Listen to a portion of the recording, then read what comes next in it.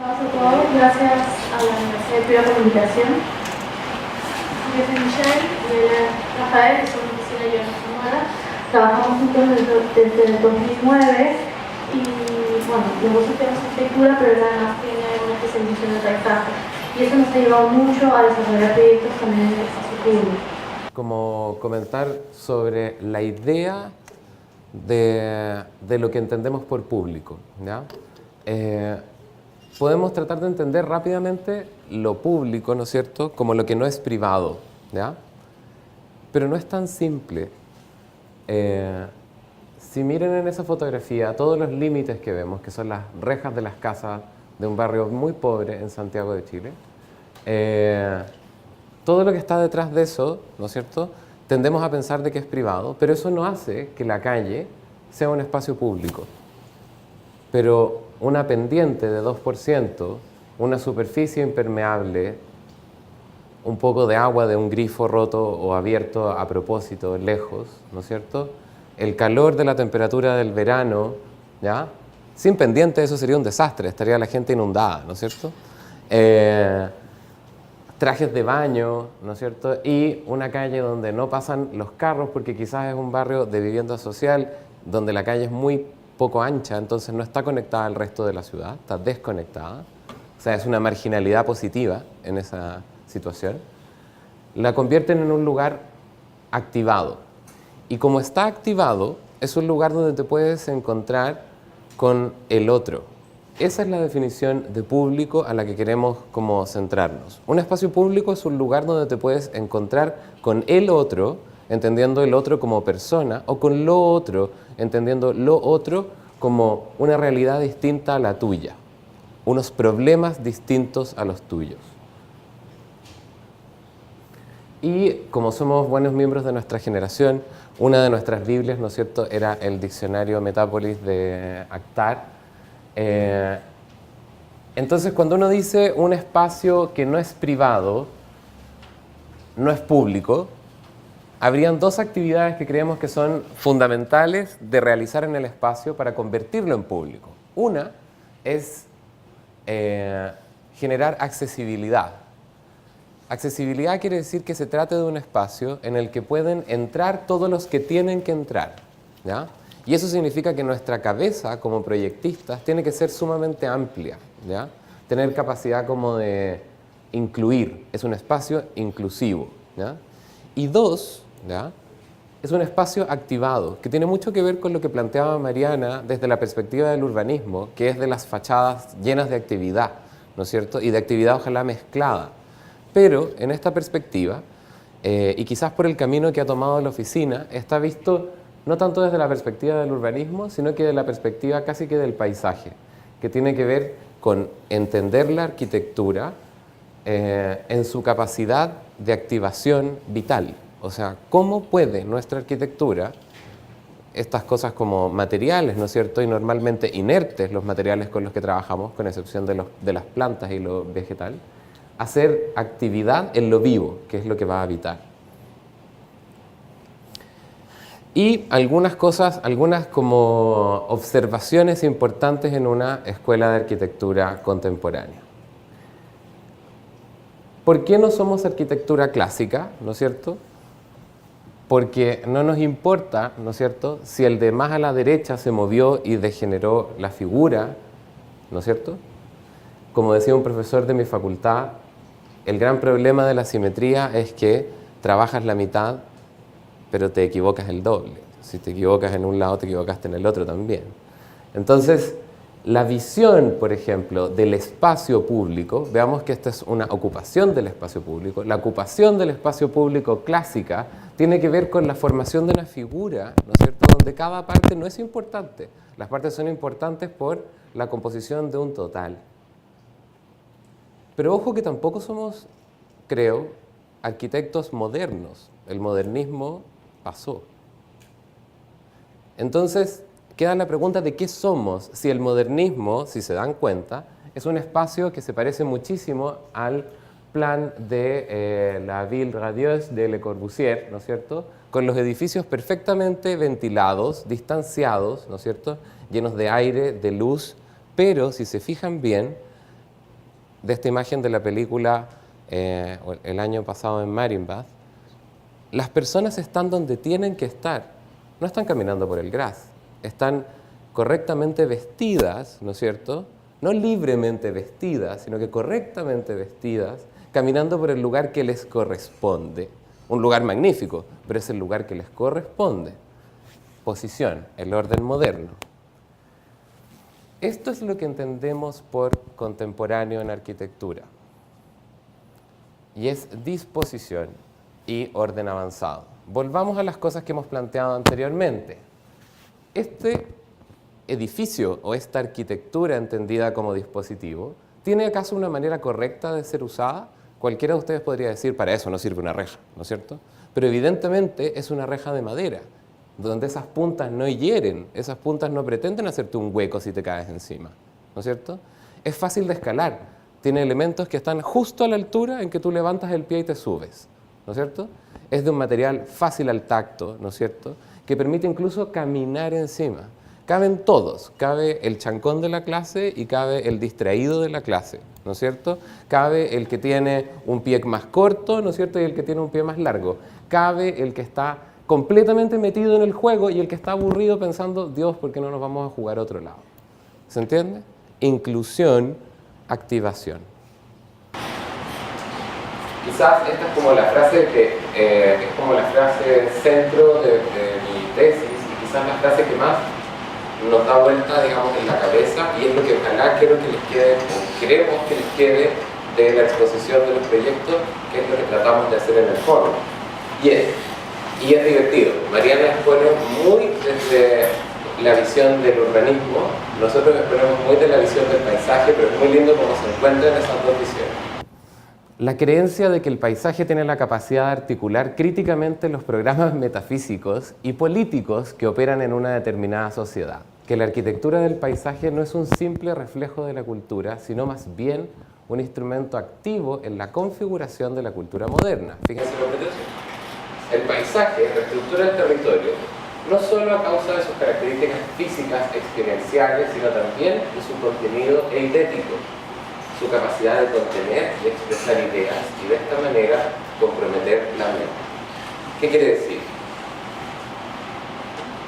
De alguna manera, la idea de la inclusión, ¿no es cierto?, en la sociedad contemporánea, la idea de que todos entren, como en la fotografía del juego anterior, es una idea subversiva que se puede diseñar a través de la arquitectura. Vamos a mostrar imágenes de concursos, imágenes de proyectos y, bueno, explicar todas las ideas que tienen todas las ideas que hay en relación al público. Vamos a empezar con el Centro de Visitantes de Machu Picchu, que empezó con un concurso público en el cual quedamos como ganadores y recién luego de 2 años y medio estamos empezando el proyecto. Entonces, todas las imágenes y planos que vamos a ver acá y todas las ideas que les estamos contando son del concurso. Bueno, Machu Picchu es un lugar que todos conocemos, es el lugar representativo de Perú. La mayoría de turistas llegan a Perú para conocer Machu Picchu, entonces es un centro muy importante y lo que se quería hacer, ya que está en un estado de riesgo, porque están llegando casi 5.000 personas diarias, era poder saturar la ciudadela y sacar la puerta o el control de acceso de la parte alta del cerro y llevarlo al pie del cerro para que la visita ya no solo sea del rastro arqueológico, sino del parque entero, ¿no?, del parque arqueológico de Machu Picchu, y abrir las posibilidades de visita, que no solo sea específico de la ciudadela, sino empezar a ver caminos incas y a ver otros tipos de servicios, como auditorios con presentaciones, museo, mejor inducción o mejor información histórica sobre lo que están visitando, mejor información sobre la cultura inca y hacer una experiencia mucho más completa del parque. Pues un plano de ubicación. Actualmente esta es la ciudad de Aguascalientes, por donde se llega. Esto de aquí es Machu Picchu, ¿no?, que luego de trepar por la carretera en zigzag, ¿no?, uno llega a la parte alta donde ahí encuentra la boletería. Actualmente lo que se quiere es poner el centro de visitantes aquí.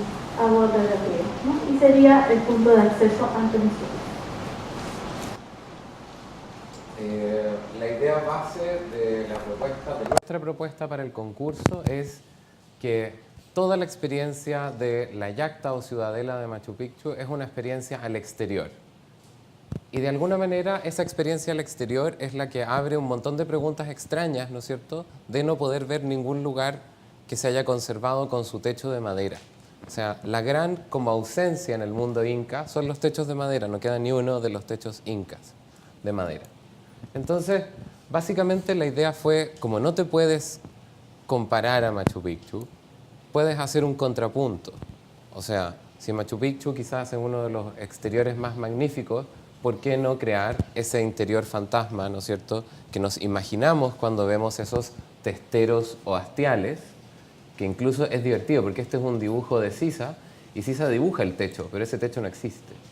Entonces, es como el proyecto como un contrapunto de lo que en la realidad no puedes experimentar.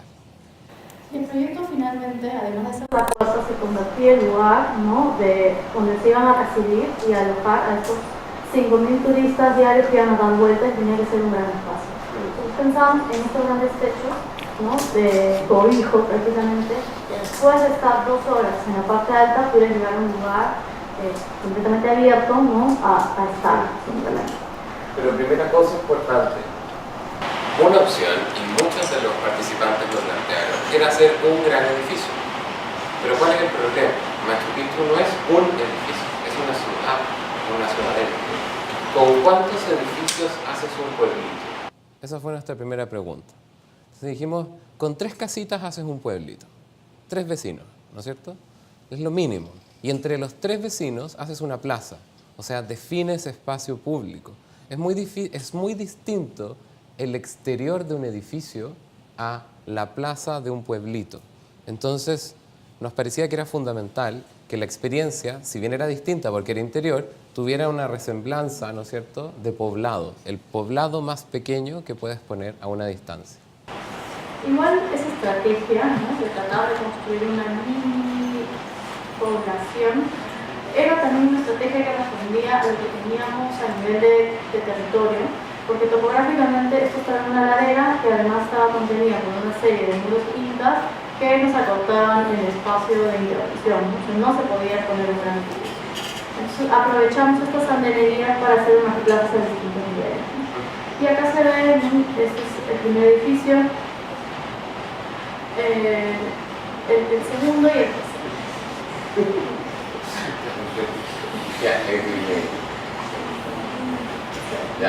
Que estaba o comunicado por una plaza en la parte alta o por una plaza en la parte baja.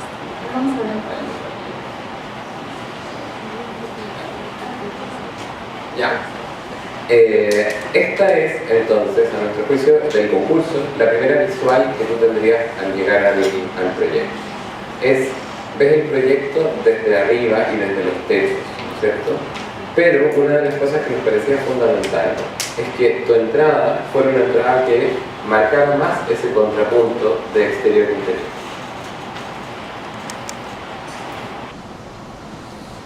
Este es un corto donde podríamos explicar además los 2 niveles que contemplaba el proyecto, porque hay un recorrido de llegada. Tú llegabas a pasar por una inducción. Cuando llegabas a la boletería, llegabas siempre por arriba, te metías a los techos y todo pasaba por arriba. Después de regresar de la ciudadela, pues tenías un espacio o un nivel inferior donde el espacio de estancia, ¿no? Estaba más relacionado con el río. En ese sentido se parecía a un aeropuerto. Los que entran son muy distintos a los que salen y normalmente salen por arriba unos y otros por abajo. O sea, son 2 grupos distintos. Y eso se ordenaba en el proyecto a través de plazas, edificios y puentes. Y ese era el espacio que te recibía, que adentro de estos grandes techos, ¿no?, contemporáneos, ¿no?, que simulaban esta gran sombra que ya no tendríamos la vista de Yacta, pero que servían de grandes plazas interiores para recibir esta cantidad de gente. Sí. Hay que aclarar eso, ¿no? Se trató de hacer un techo inca, se trató de hacer un techo de ahora, pero que tuviera la silueta de un techo inca. Y Bueno, son imágenes del concurso, imágenes interiores, ¿no? Donde pasarías por un proceso de inducción, porque el gran problema ahora en la ciudadela es que como no hay información, tú llegas nomás, pasan cosas como de conservación del patrimonio, típico que te pones bloqueador y con las manos, con las cremas, tocas ¿no? las piedras, ¿no? Y empiezan a aparecer líquenes y eso está deteriorando, ¿no? las condiciones del aire. Eso es un espacio como... Claro, un espacio donde ingresas y te van a dar ciertas órdenes básicas o ciertas nociones básicas sobre a dónde vas a ir, de qué época es, cuánto mide, ¿no es cierto?, qué debieras hacer para cuidarlo y te vas hacia arriba en el bus. Y esto que estoy dibujando es prácticamente lo que pasa al llegar, ¿no? Pasas por este loop donde te controlan, donde te dan la inducción y después, bueno, tranquilamente subes, ¿no? Y al regreso tienes un nivel inferior donde tienes una plaza principal, está relacionada con la cafetería, que en la parte superior tiene un auditorio, con un museo que tiene la colección de piezas encontradas en Machu Picchu, un gran jardín botánico que existe y una zona de residencias acá arriba que es mucho más privada para la cantidad de arqueólogos y biólogos que viven aquí. Y bueno, todas estas plazas, ¿no?, tienen un contacto directo con el paisaje y con el río, que también es parte de este patrimonio y de este parque, ¿no? Y en la parte inferior, aún como base, hay una serie de instalaciones mucho más privadas, como oficinas para arqueólogos y áreas administrativas. Es un centro de investigación lo que está abajo. Entonces, acá se nota un poco más ya este pequeño poblado metido, ¿no?, en este paisaje, donde estás en una plaza y donde puedes libremente andar y estar antes o después de la visita. Esta es una imagen de lo que se pensó para la sala del museo. Y esta es una imagen del auditorio. Cada gran espacio, ¿no?, que contiene, al ver la mayor cantidad de gente, está metido dentro de esta costilla, sea la boletería de institución, sea el auditorio o sea el área común de las residencias. Y esto es bajo el auditorio donde está esta cafetería y tienda. Claro. Y esto es lo que planteaba Michelle, ¿no es cierto?, que es que los grandes espacios están en esta como bajo el techo, ¿no es cierto?, los más importantes, y los otros, que no tienen esa espacialidad vertical del techo, tienen la continuidad con la plaza y la expansión hacia el espacio público, ¿no es cierto?, de la plaza y el paisaje.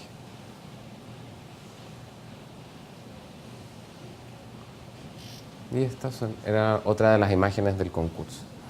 Una de las cosas importantes que nos tocó fue, a raíz de estar acercándonos al Ministerio de Cultura, la Municipalidad de Aguascalientes, que ahora se llama Machu Picchu Pueblo, fue a consultarle a la ministra de Cultura sobre un plan que tenían para hacer el camino que une, la carretera que une Aguascalientes, ahora Machu Picchu Pueblo, con el ingreso a la carretera Hiram Bingham, que es la que sube a Machu Picchu. Esa carretera la quieren convertir en algo que ellos denominaban la Alameda de las 7 Maravillas. Entonces, lo que vimos fue una animación de un trabajo que había hecho, creo que el Departamento de Arquitectura de la Municipalidad de Machu Picchu Pueblo, donde planteaban una especie como de malecón muy especial, bien difícil de entender, ¿no es cierto?, y que no tenía mucha relación ni con la topografía, ni con el río, ni con nada, ¿ya? Entonces, la ministra le pidió que tratáramos de integrar las lógicas del centro de visitante a el diseño de este proyecto. Y no solo las lógicas del centro de visitante, sino que estaban preocupados porque Aguascalientes no tiene un espacio público además de la plaza, y este sería además su primer espacio público porque sería una alameda que tiene 2 kilómetros de largo, tiene el pueblo con el centro de visitantes, y que además en casos como este, que se fue en el 2010, cuando el río crece, se lleva este gran camino, y este camino es la única ruta de salida de Machu Picchu, ¿no? Y si no tiene lugar en evacuación, pues también está bloqueando todas las áreas de seguridad. Es decir, es un proyecto donde el tema de arquitectura para una emergencia se convierte en sumamente clave. Y de hecho, la mayor cantidad de recursos, el mayor gasto, no es un gasto en pavimentación. El mayor gasto, que ya estaba autorizado gubernamentalmente, era la construcción de sendos muros de contención de hormigón armado, ¿no es cierto?, que podemos marcar aquí. Entonces, si se fijan, el río viene por acá bajando y se acelera en esta curva y se acelera contra el poblado de Machu Picchu Pueblo. Entonces tiende a erosionar este lado y llevarse la carretera, que es el único espacio de evacuación que tiene el pueblo. O sea, es sumamente complejo. Además de eso, pierde velocidad en esta área, pero vuelve a acelerarse justo cuando estamos llegando al centro de visitantes. Es decir, como todas las lógicas de ecosistema, ¿no es cierto?, tenemos que estar todos bien para que otro más esté bien, ¿se entiende? Nuestro bien depende del bien de los demás. Bueno, entonces este proyecto que era medio diseño en una alameda era finalmente reducir riesgos de inundación, proponer lugares fechados en caso de lluvia y evacuación de desastres naturales y proponer espacios públicos que inicialmente tenían que reflejar las 7 maravillas del mundo, que lograron convencer al alcalde que nos pueda reflejar las 7 maravillas del lugar. Exacto. O sea, entramos ahí por un proyecto casi de mobiliario público, pero nos dimos cuenta que en verdad lo más interesante era tratar de que no convirtieran ese río magnífico, ¿no es cierto?, en una tina de concreto. Entonces, ese es el plan. Ese es el plan ya. El plan, esa es la alameda que tiene los 2 kilómetros y termina justo antes del puente, se cruza Machu Picchu y se inicia en el cruce donde uno toma los buses, ¿no? Entonces había un plan de drenaje de agua de lluvia, se proponía una ciclovía, ¿no?, y se proponía toda una vía peatonal, además del terminal de buses, porque lo que se está buscando también, tanto como el centro de visitantes, es que la gente se quede una noche más en Aguascalientes y puedan incluir este poblado en su circuito, ¿no?, y esto sea como una actividad también durante el día o la noche, ¿no? Entonces, todos los trazos rojos son la propuesta que se hizo de muros de contención y los trazos de color gris son todos los enrocados para reducir la erosión, ¿no? El enrocado lo vamos a ver después en un corte, pero es un modo de contención que es mucho más bajo en su impacto que un muro sólido de concreto, ¿no es cierto?, que integra piedras del lugar y además material de concreto y está puesto en áreas estratégicas, ¿no es cierto?, que es donde el río golpea con más fuerza a la curva. Luego lo que planteamos fue el fraccionamiento del muro de contención, de manera de no generar un continuo, ¿no es cierto?, sino que ir fraccionándolo y de alguna manera generar también drenaje de la tierra que quedaba retenida detrás del muro. Es un proyecto sumamente técnico. O sea, después lo siguiente era la rotura y reposicionamiento de las rocas principales del río y su movimiento, ¿no es cierto?, del lecho de río. Si pensamos que el lecho de río está acá, que las grandes rocas se lleven contra esta pared de manera que defiendan la pared a la hora de una crecida. Y por último, ¿no es cierto?, que era lo de los arbolitos, que creo que sale por ahí. Sí, el difusor natural. Eran los difusores naturales, que es sobre esas rocas, ¿no es cierto?, verter material de terreno natural y plantar algunos árboles que fueran enraizando, ya que la crecida, ¿no es cierto?, del 2009 se piensa que es una de las crecidas que tiene rango por lo menos de 100 años o algo así. Esos árboles, mientras vayan creciendo, van a ir afirmando el terreno y afirmando las rocas y en el caso de una nueva gran crecida van a ser lo primero que se va a llevar el agua. Entonces, de alguna manera se crea una defensa natural y se cubre el muro. Y eso es lo que se va a ver en el trabajo de corte. Es decir, para que hubiera este poco de lo que entendemos de espacio público, tenía que haber todo este trabajo, ¿no es cierto?, de infraestructura bien diseñada, ¿ya? Lo que les comentábamos, el muro de contención, un pedazo de relleno como difusión natural donde podrían haber árboles, ¿no?, el enrocado de defensas ribereñas y después todas las piedras rotas del río para bajar la velocidad. Entonces ya esto, ¿no?, era Claro. una cantidad de filtros para que esto fuera una zona segura. Sí, y en el fondo el muro de contención original que planteaba el estudio de ingeniería o hidráulico era un muro de contención que llegaba hasta aquí. Y bueno, como sección, para poder ampliar también la diversidad de cosas y que la gente no solo tomara el bus, que esta es la vía de los buses, había una ciclovía, un malecón de bogue y una vía y todo el camino a lo largo de 2 kilómetros tiene secciones diferentes cada tramo, entonces había que hacer secciones diferentes cada tramo, ¿no? Y poder también pensar en las canaletas de drenaje de agua de lluvia, porque estos cerros son muy Empinados. y una pendiente muy alta y descarga mucha agua en la época. Exacto. En fin, un trabajo bien bonito donde en el fondo como son los lugares donde la gente nunca piensa que puede servir un arquitecto y es quizás como donde más puede servir porque en el fondo ayuda a dividir el presupuesto y ese presupuesto de muro de contención, la mitad de la altura de ese muro se puede dividir entre las otras obras que benefician el paseo, que es que haya árboles, ¿no es cierto?, que se mantengan las piedras, que las bellezas del lugar, ¿no es cierto?, que son la naturaleza, se conserven y no se destruya ese ecosistema. Después se les planteó como los 7 puntos, ¿no es cierto?, que eran las 7 plazas. Se les cambió a la idea de la alcaldía de la plaza del Taj Mahal, ¿no es cierto?, por... se fueron cambiando sucesivamente, que era la Plaza del Pueblo, ¿no es cierto?, la Plaza del Mirador del Río, la Plaza de la Piedra, la Plaza del Acantilado. Se le fue dando tema, ¿no es cierto?, tema a cada uno de estos lugares. Y creo que fue un trabajo muy bonito. Está en suspenso todavía su continuidad, pero creo que para nosotros fue muy parecido a los trabajos que mostraba Mariana, que son esos tremendos esfuerzos que uno hace como por ayudar con lo que uno hace. Es como...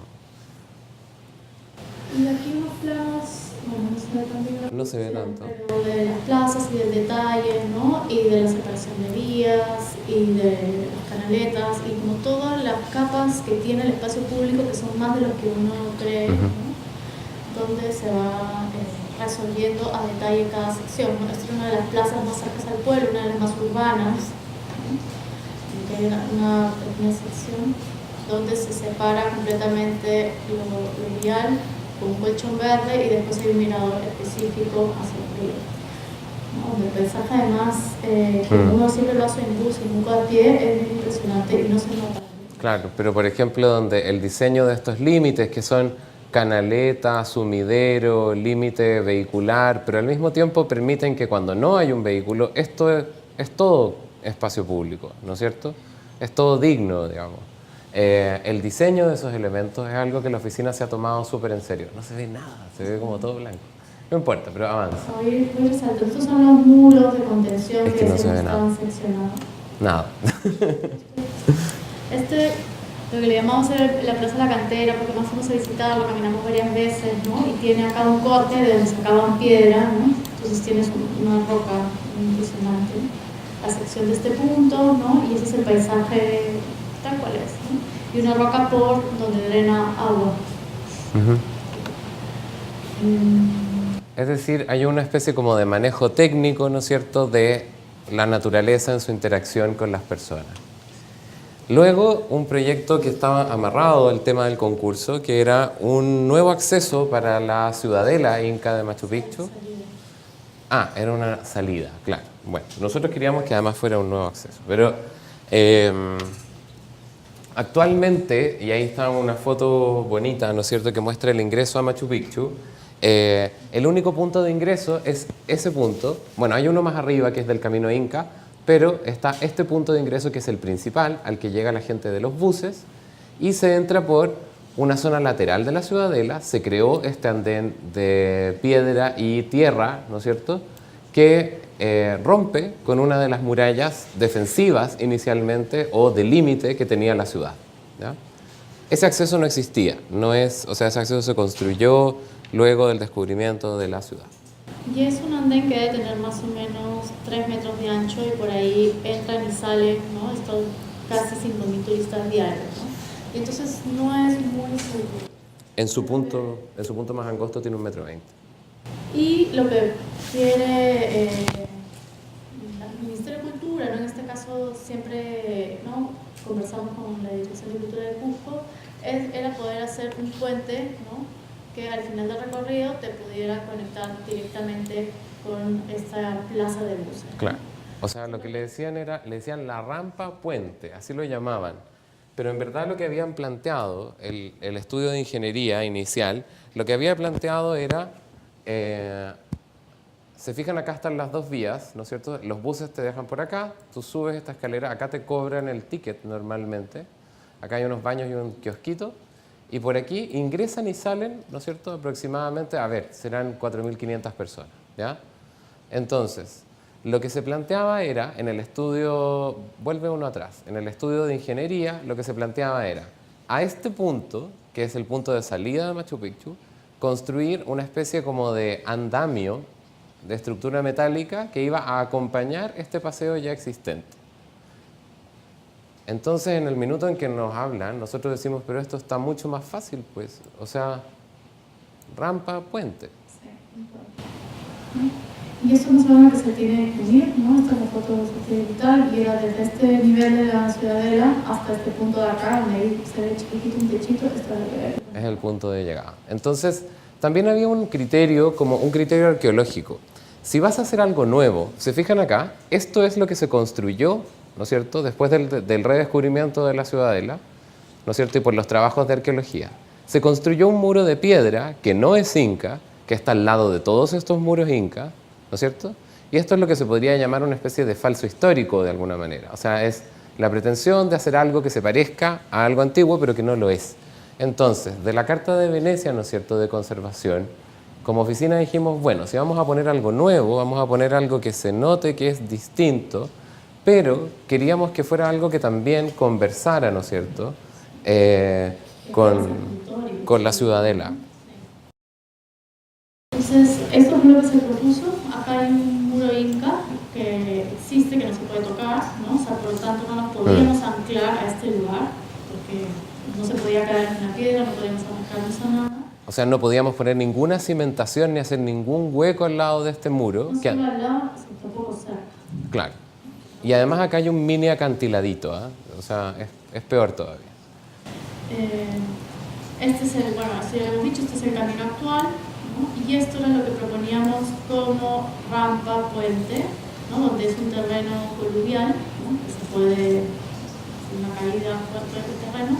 Y estos eran los tres apoyos que proponíamos, donde tanto del primero como del último, pues volaba. Se vuela. Sí. Claro. Para efectivamente no tocar ninguno de los dos lugares, sino llegar y simplemente tocar suavemente. Mira, Mitch, lo que se ve. Ojo. Este es el trazo del puente que se hace. Claro, lo que planteamos es que el puente no fuera tan largo, sino que generar acá una plataforma, que fuera una plataforma, en la parte que el terreno es de peor calidad, plantear una plataforma de material de relleno, de manera de acortar la distancia del puente. Eso es. Y en el quiebre está el apoyo horizontal, ¿no? Wow, esta es la sección del puente. Para diseñar el puente se trabajó con un equipo de ingeniería y con un experto ingeniero de puentes de la Universidad Católica del Perú, y se diseñó una sección en acero corten, que era el material que nos parecía que tenía mantenimiento cero y que es normalmente lo que te exige una obra del Estado, que es que no la van a pintar, ¿no es cierto?, como cada tantos años, ¿no es cierto? Y queríamos, por ejemplo, que al hacerlo de acero, el puente se iba a poder transportar, por ejemplo, en piezas y poder ensamblarse en el lugar sin tener que hacer una obra de concreto, por ejemplo, que nos hubiera parecido muy mala idea al lado de la ruina, ¿no es cierto? Al lado, perdón, del monumento arqueológico. Bueno, y se optó por una viga en B también, porque parte de los requisitos, parte del encargo, por parte de cultura, era que el puente no se viera. Y eso nos encontraba muy difícil. Entonces tratamos de que el puente fuera la viga, ¿no?, fuera lo menos posible, para que casi no se viera. Pero es imposible que no se viera, o sea, porque además hay otra cosa, que en el fondo hay una gran diferencia entre un puente colgante, ¿no es cierto? Un puente colgante es una cuerda. Y este, en cambio, es un puente que vuela, es un puente viga. La altura del puente era fundamental para poder apoyarnos antes de llegar al muro, sin tener que tocar el muro, sino que haciendo así nomás. Entonces, en el fondo, todas esas temáticas como estructurales las fuimos revisando Y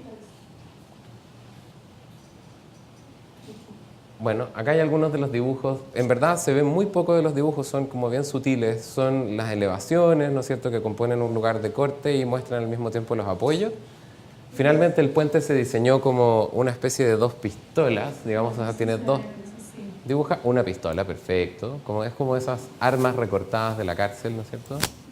Otra pistola, son unas T's, ¿no es cierto?, de acero corten independientes y una pieza de concreto, que es la que hace la conexión en el quiebre angular del puente.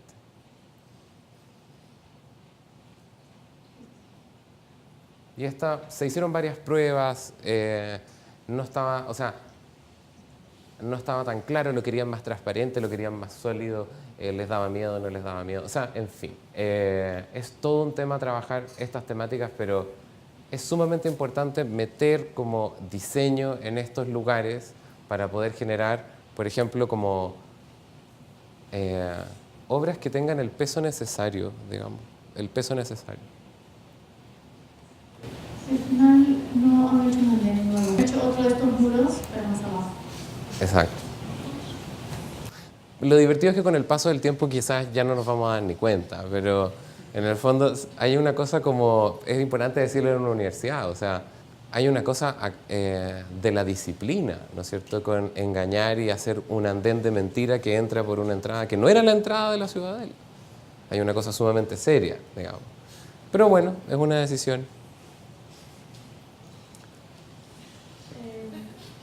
Bueno, este es el único proyecto que tenemos hecho. O sea, no, perdón. Este proyecto que le vamos a mostrar ahora es un proyecto de los profesores y arquitectos Pati Llosa y Rodo Cortegana, ganado por concurso hace más de 10 años y que por la modalidad de desarrollo que tiene el Estado peruano se desarrolló a nivel de anteproyecto, un anteproyecto bien avanzado, y luego se lograron ellos adjudicarse el desarrollo a detalles del proyecto.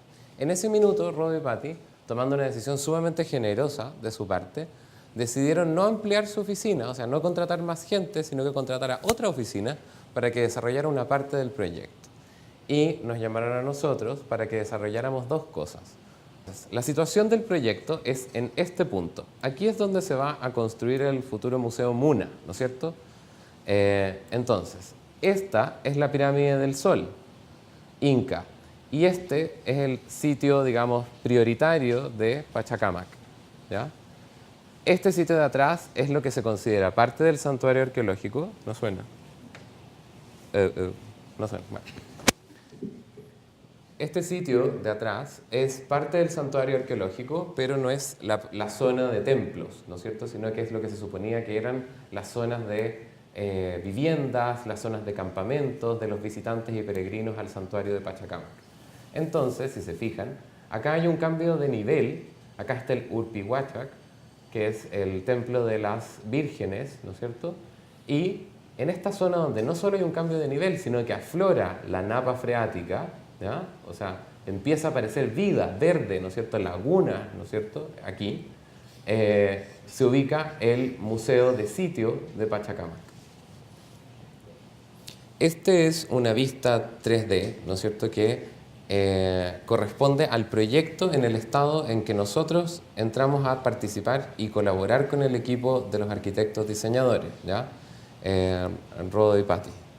Y si se dan cuenta, vuelve por favor a la imagen, lo que nos pidieron, ¿no es cierto?, era ayudarlos en la definición de dos cosas pequeñas, que era el volumen de ingreso, la cafetería y la tienda, y en el diseño de detalles nomás, ya estaba dicho dónde y cómo iban a ser, y además en el diseño de las plazas. Y si se fijan, fíjense en la plaza, evidentemente no había nada muy claro, ¿se entiende? Ahora, si lo pensamos bien, ¿cuántas plazas, ¿no es cierto?, en Perú o en Lima son esto? Cemento, ¿no es cierto?, alisado, ¿no es cierto? Bien. Entonces, esta es la planimetría del momento como en que empezamos a colaborar con ellos, que lógico, había que darle mayor desarrollo. Entonces, lo que muestran, por ejemplo, que son dos cosas importantes, es que el ingreso, el volumen de boletería, estaba acá arriba, ¿no es cierto?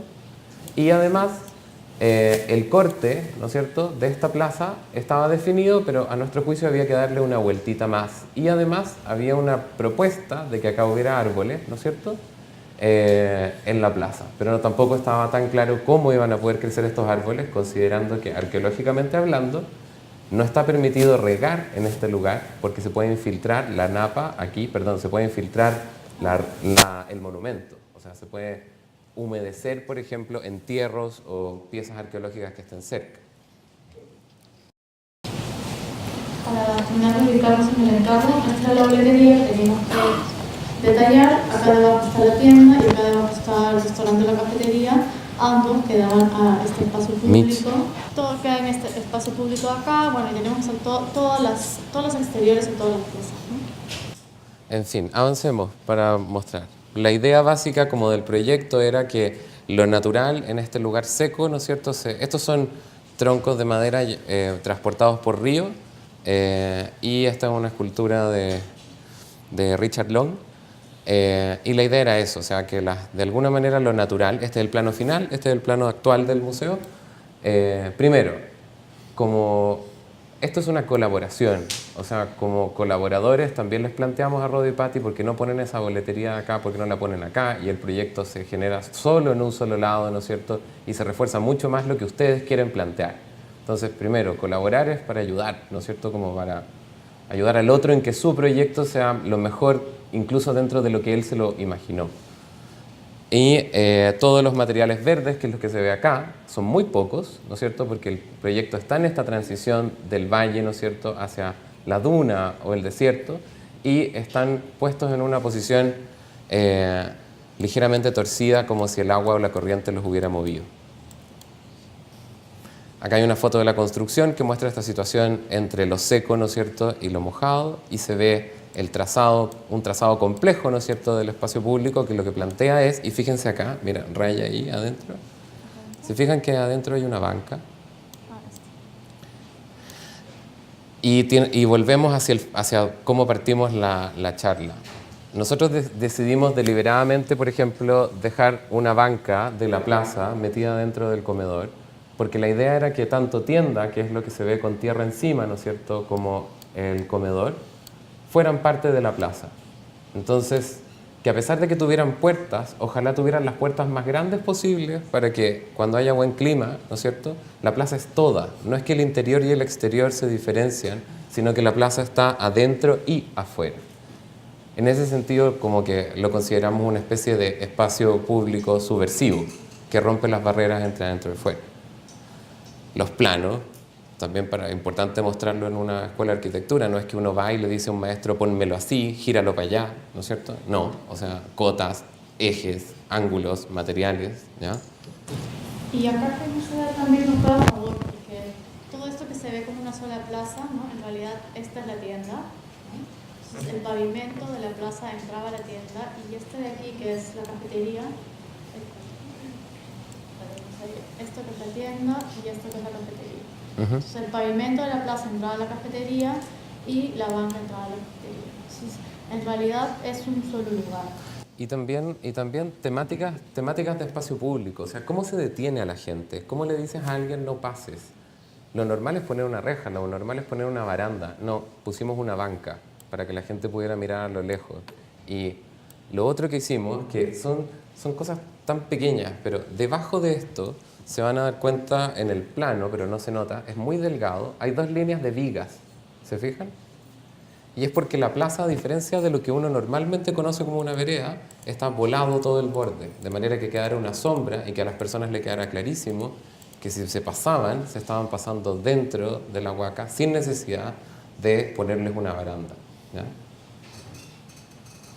En fin, vamos avanzando. ¿Hasta qué nivel pueden llegar como los detalles de las cosas? Porque no es que uno vaya a un supermercado, ¿no es cierto, chicos, y compre una banca. Hay gente que va y compra una banca, y por eso las bancas que tenemos en los parques son unas bancas que se diseñaron hace más de 150 años, ¿no es cierto? Las bancas de fierro forjado, ¿no es cierto? ¿Cómo se diseña el espacio público? ¿Cuántas capas de drenaje tiene, ¿no es cierto? ¿Cuánto mide el pavimento? Todas las especificaciones que hay que hacer. Avanza.